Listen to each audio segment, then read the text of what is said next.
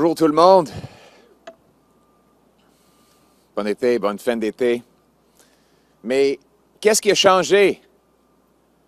Après les élections partielles à Toronto, on a les adjoints de Justin Trudeau. We now have Justin Trudeau's assistants who called the media to say that after Torontonians rejected the inflationist and costly record of Justin Trudeau. Et le coût de logement est forcé 2 millions de Canadiens d'aller aux banques alimentaires, qu'il allait y avoir un grand remaniement, que M. Trudeau allait congédier sa ministre des Finances incompétente pour la remplacer avec Mark Carney ou quelqu'un d'autre capable de faire fonctionner une calculatrice, qu'ils allaient renverser leur direction coûteuse et désastreuse à notre économie.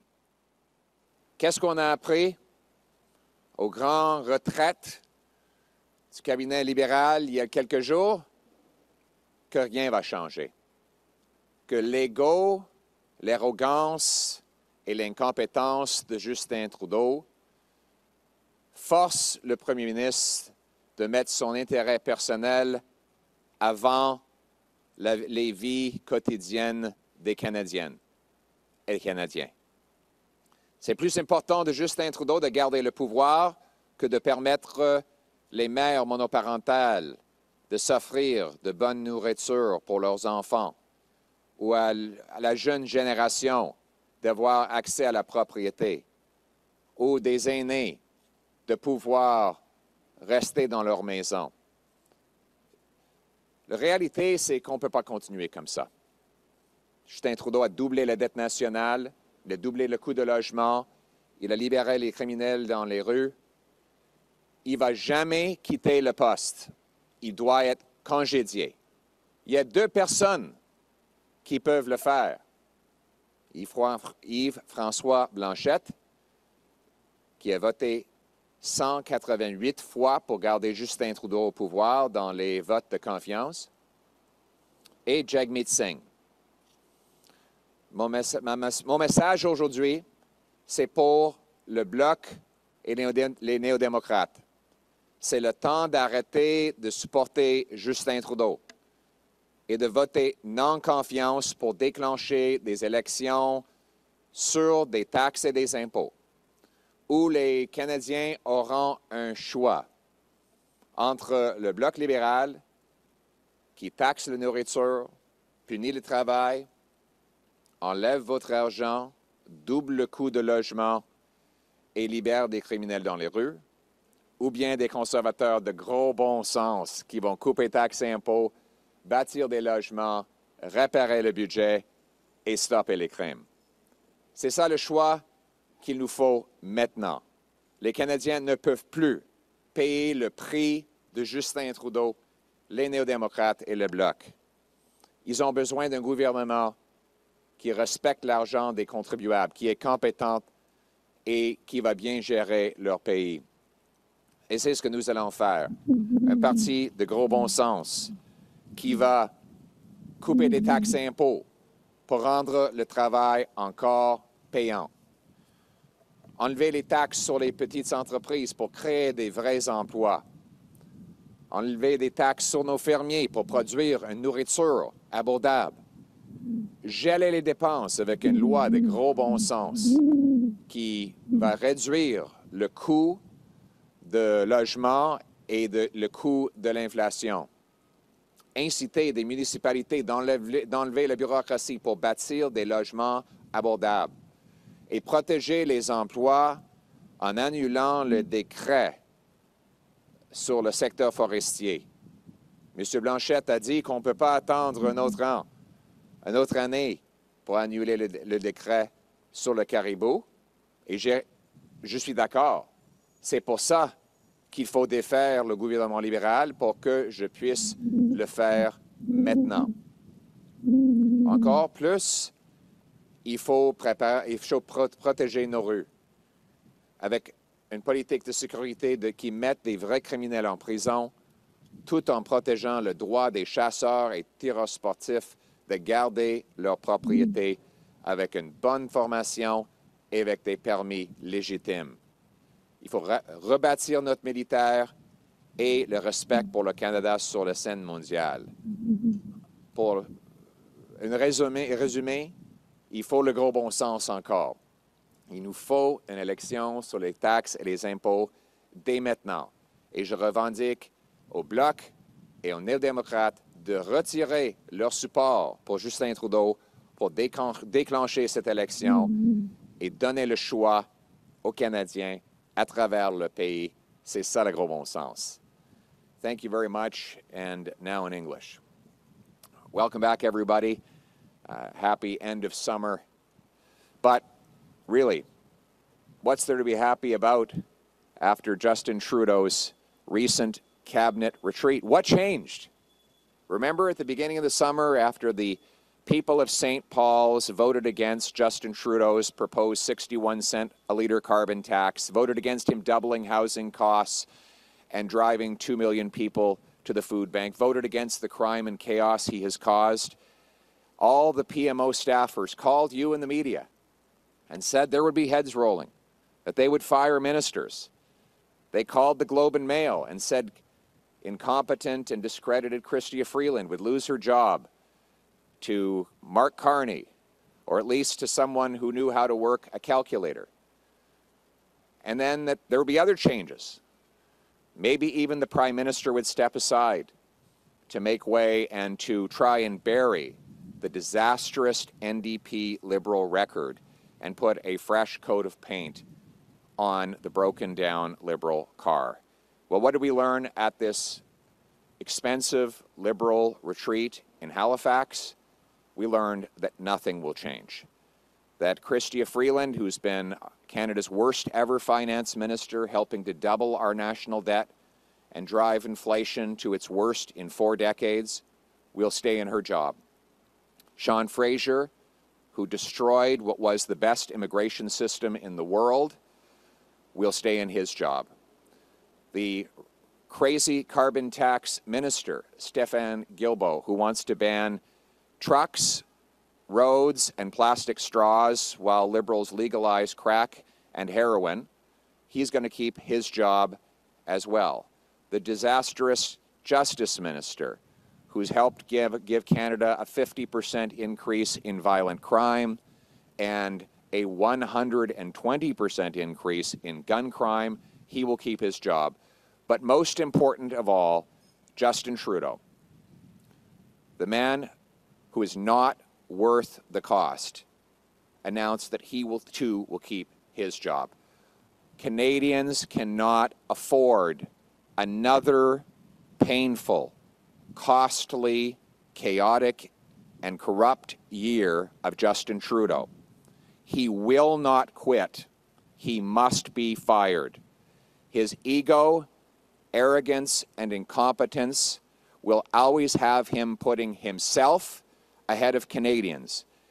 He would rather allow Justin Trudeau would rather force an entire generation to go without homes, 2 million people to go to food banks, 25% of kids to go to school hungry. That he would rather that continue to be the case than to give up power. He will not quit. He must be fired. And the person to do it is Jagmeet Singh. Singh sold out workers to sign on to this costly coalition. He has voted to hike the carbon tax to 61 cents a litre, for policies to double housing costs, and to tax food. Now, why did he do it?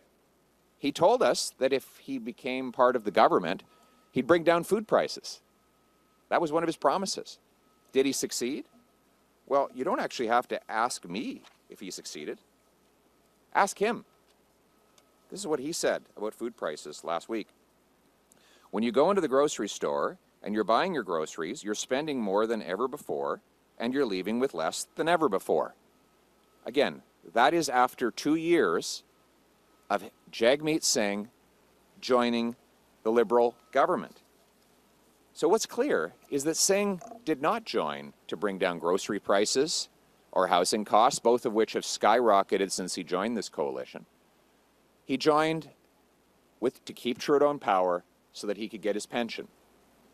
Jagmeet Singh is trying to delay the election until after February of next year so that he can qualify for a $2.2 million taxpayer-funded pension. That's why Canadians are calling him Sell Out Singh. My message to Sell Out Singh is this: put the people ahead of your pension. Break the costly coalition with Trudeau to trigger a carbon tax election where Canadians can choose between the costly coalition of the NDP Liberals that tax your food, punish your work, take your money, double your housing cost, and unleash crime and chaos in your community, or common sense conservatives who will axe the tax, build the homes, fix the budget, and stop the crime.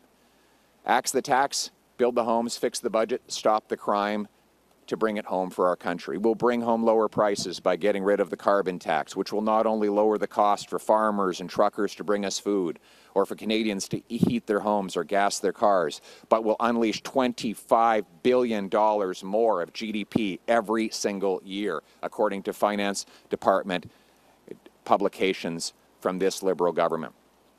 We'll enact a bring-it-home tax cut to make our taxes simpler, lower, and fairer. The goal is to bring home more powerful paychecks and production to this country. We'll get rid of the government gatekeepers to allow us to produce our clean Canadian natural gas, our vital minerals, our oil, our forestry products, and to bring home production to this country. We'll get rid of the gatekeepers by allowing our brilliant immigrants to take a Blue Seal exam and get working in their professions so we have more doctors and nurses. We will get rid of the government gatekeepers to build the homes. We will require local municipalities speed up permits, free up land, and cut development taxes as a condition of getting federal funds to build 15% more homes per year. We'll sell off 6,000 federal buildings and thousands of acres of federal land to build, build, build, build. We'll cut taxes on home building. We'll back the trades because we need the boots and not suits in order to build those homes. We will build those homes in safe neighborhoods with jail and not bail for repeat violent offenders, with treatment, not decriminalized and subsidized hard drugs, and by securing our borders to keep criminals, terrorists, drugs, and guns out while we bring, and at the same time, we will ensure that our stolen cars do not leave our ports as they do right now. We will get that money by canceling the ridiculous gun grab and respecting the rights of our law-abiding, licensed, trained, and tested hunters and sport shooters. We will also secure our borders to make sure that never again do accused ISIS terrorists get into our country and become citizens of Canada, even after the existence of a video apparently showing that same terrorist mutilating a human body on a crucifix during the ISIS war of over a decade ago. These are the kinds of disastrous mistakes, radical approaches of the Liberal government that must end so that we can replace their costly incompetence with our common sense. And the result will be a country where hard work again earns a powerful paycheck and pension that buys affordable food, gas, and homes in safe neighborhoods under a proud Canadian flag in the country we know and love, Canada. Let's bring it home.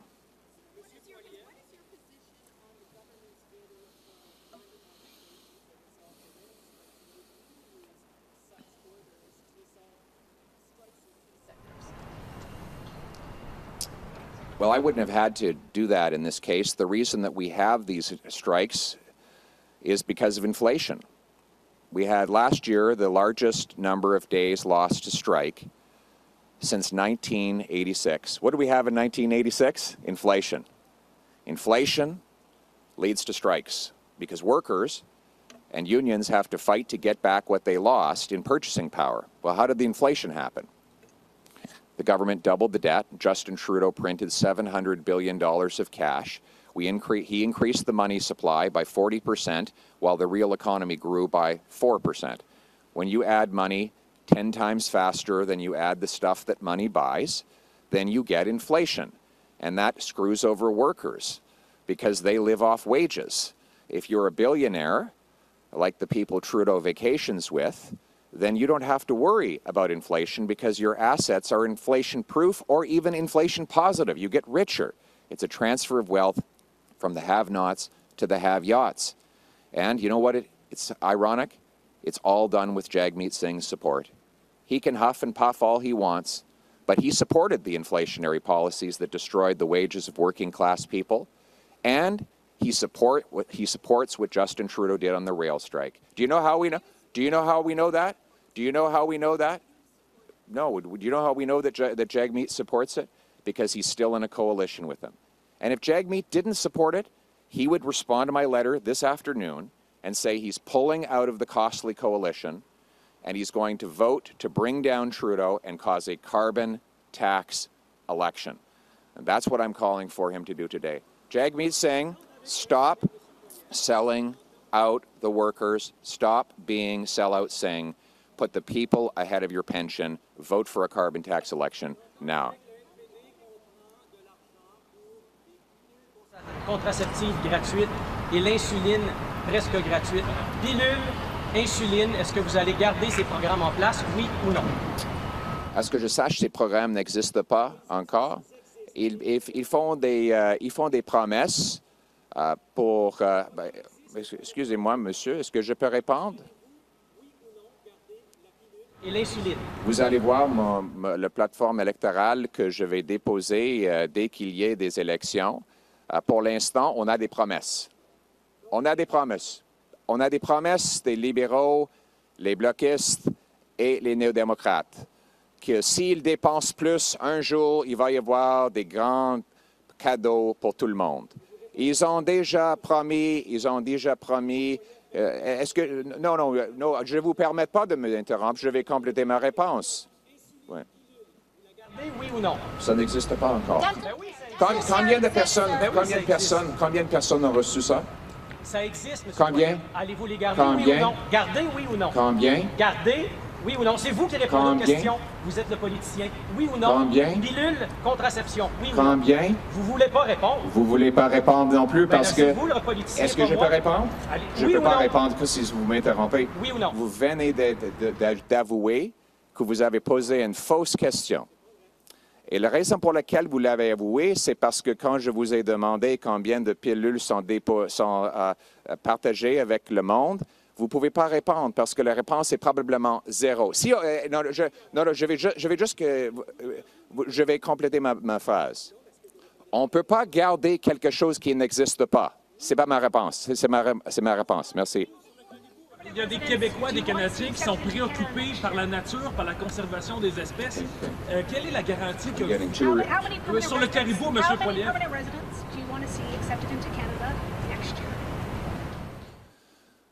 First of all, we have to acknowledge that Justin Trudeau has destroyed our immigration system.